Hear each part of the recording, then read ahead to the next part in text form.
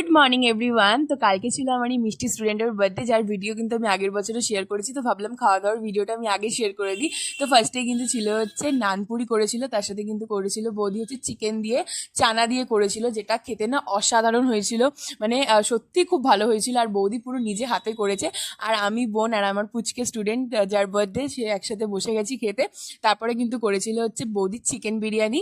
তো চিকেন বিরিয়ানিটাও খুব ভালো হয়েছিল, আর তার সাথে কিন্তু খাওয়ার জন্য করেছিল হচ্ছে চিকেন চাপ। তো সবাই মিলে একসাথে বসে খাচ্ছিলাম। তোমরা কিন্তু আগের বারও জন্মদিনের বড় ভিডিও, ছোট ভিডিওতে অনেক ভালোবাসা দিয়েছো।